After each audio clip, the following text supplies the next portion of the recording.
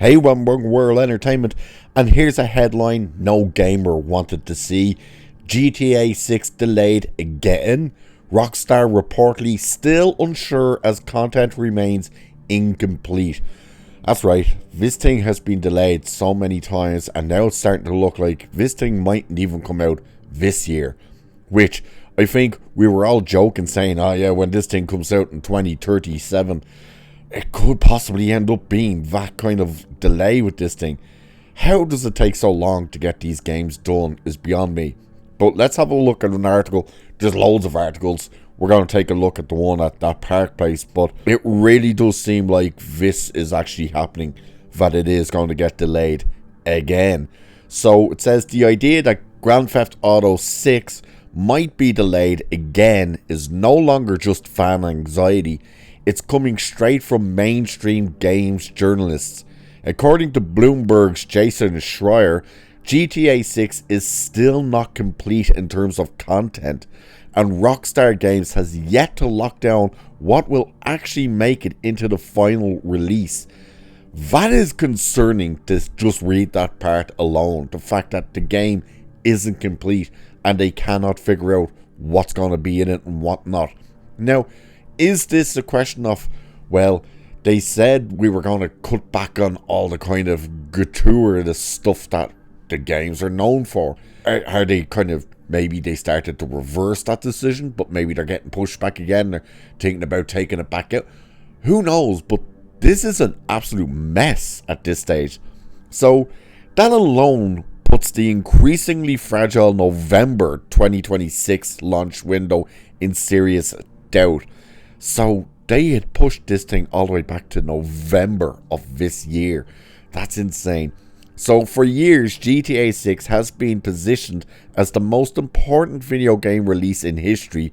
Not sure why that would be, but not just for Rockstar, but for the entire industry. Investors, platform holders, and even rival publishers have quietly structured their schedules around it. But behind the scenes, development appears far less settled than the marketing narrative suggests. Now, before we go on, I will say, and it is something I've said a lot when it comes to games, you do want the games to work and be ready.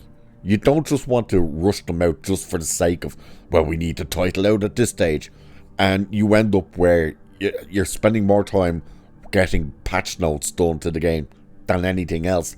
And if that was the case with this, you'd be going, okay, makes sense, and I'd rather them have a proper game out. But when we're hearing that the whole content itself isn't even complete yet, that's where it's really kind of like, what is going on behind the scenes with this game? And of course, don't forget, this is the game as well that everyone in the industry is trying to push to make it an established thing, that all games, even the base model of the game, will be at least $100. Which, by the way, that is extortion. There's no if, buts, ands about it. You buy a game, imagine buying Black Ops 7, where people are saying it has the worst campaign in the history of Call of Duty. It was also possibly one of the shortest campaigns in Call of Duty history, and they're expecting you to pay $100 for that? No thank you. So, during a recent appearance on the Button Smash podcast, Schweizer explained, I probably just said his name wrong again, that Rockstar is actively developing core content, including missions and levels. This is not the kind of late-stage refinement typically expected less than a year out from release.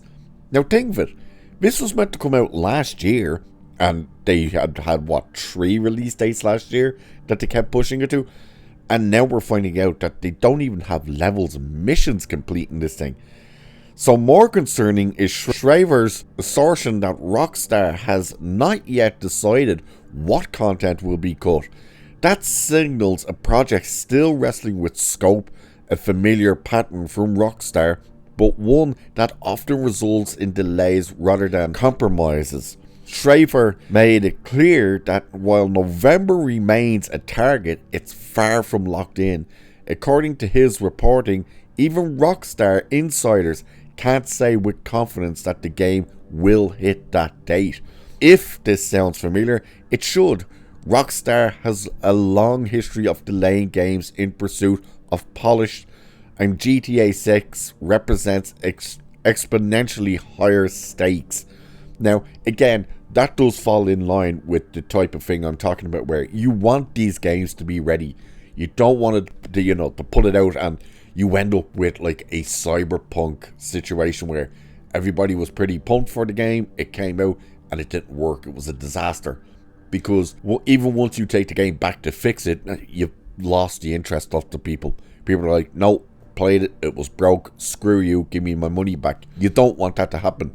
But the fact that this isn't refinement, this is, well, we need to cut stuff out. We also need to make levels, and we need to make missions. To be that far behind is insane. So this is not just another sequel. It is the follow-up to GTA 5, a game that has generated billions of dollars across 3 console generations and continues to dominate sales charts more than a decade later.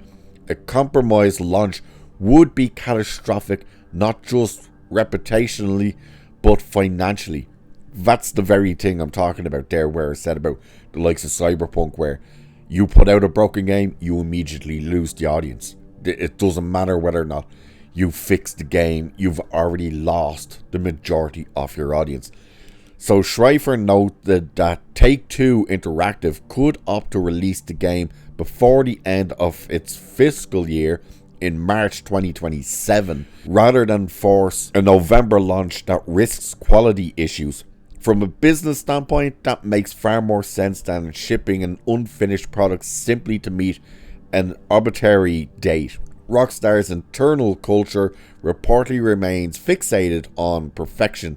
According to Schreiber, the studio would rather delay GTA 6 again than release something that fails to meet expectations. And it does go on a little bit as well.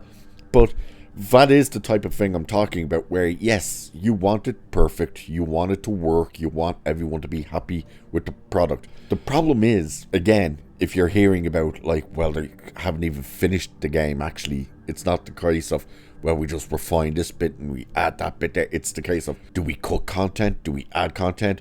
But we still need to actually add levels and missions and stuff like that. And I did see somewhere before, don't know how accurate it is, but they were saying, like, the map mightn't even be finished. They're not even sure about the full size of the map. But you don't want to risk delaying it so much that the hype builds so much that no matter what you do, you put it out and it ends up being a letdown, because you've made people wait that long for it, that by the time you put it out, there is that possibility that people go, wow, all of this time we've waited for this, all the delays we've gone through, everything, and it's a dud of a game. And that could be story or even the levels or the missions. As soon as they said, well, we want to cut down on like the crude humor and stuff like that, people are already pushing back. Now, if you're going to put all these type of weird things into the story, we know there's already people kind of going, oh god, this girl, like, do we really have to play as her and stuff like that, where that's where they kind of pivoted and they went, oh no, you're not just playing as her, you're playing as this guy as well and whatnot. But you don't want to drop the ball with this, and that is the thing. You cannot drop the ball with this. If they put this game out, because every Grand Theft Auto game they've put out has been a banger and has sold unbelievably well, like every one of them. I remember being in work the day that San Andreas dropped, and at the lunch break I was brought down into the town, and I walked in and there was the front of the shop, all the bloody boxes for Grand Theft Auto San Andreas. Picked it up, walked up to the table, put it down, and the guy went, oh yeah, we actually have no copies. And I ended up having an argument with him about, like, well, why the hell is there a ton of boxes with prices up at the door? His response was, promotion. I said, no, a poster is promotion. You have the game boxes actively at the front of the door with prices on it. That means you have it available. Either way, that's how crazy that thing sold out. I went down the day it was released at 1 o'clock and the games had sold out. That's how incredibly well that game sold. Pre-ordered the next ones, but they just fly off the shelves and they're fantastic when you play them. Delaying it, as I said, if it's to make it perfect and stuff, fine. You have no issue with that. Problem is, if you keep delaying it over and over and over again, to the point that we're finding out now, they don't even have missions and levels built into this thing. You better hope it's the best goddamn game in the history of games by the time you release it. But will it come out this year? Highly doubt it at this stage. Will it actually come out by March of next year? Probably going to doubt that as well. We're possibly looking at a November to possibly December release of 2027 at this stage, in my opinion. But what do you guys think? This is crazy. Are you excited for the game? Are you still passionate enough to wait for this game to come out? Or are you at the stage now where you're like, you know what, I'm done, I don't care anymore? Let me know. And with that, I shall leave it there for this one. So do like, share, subscribe, and all that good stuff. Cheers. Catch you in the next one.